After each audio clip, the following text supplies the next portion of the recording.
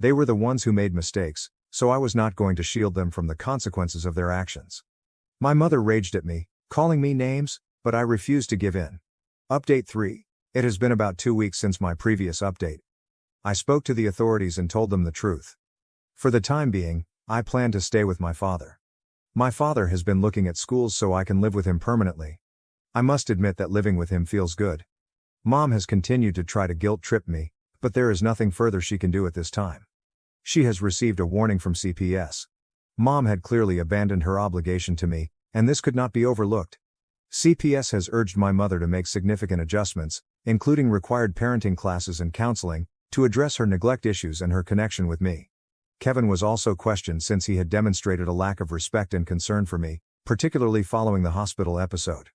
CPS made it plain that they would closely watch the issue if and when I came over to stay with them.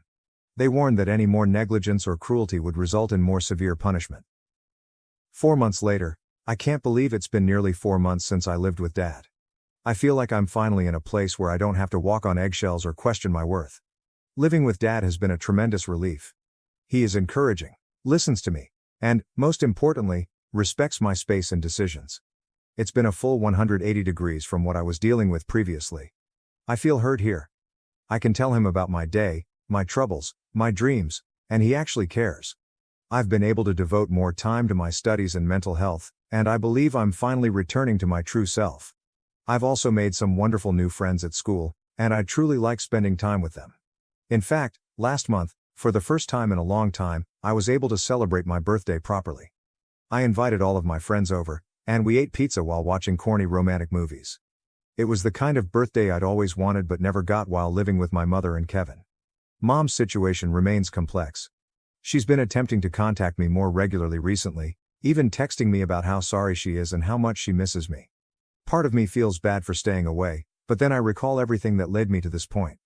I made it apparent to her that I am still not ready to return. And, while she attempts to reach out, I have set boundaries for myself.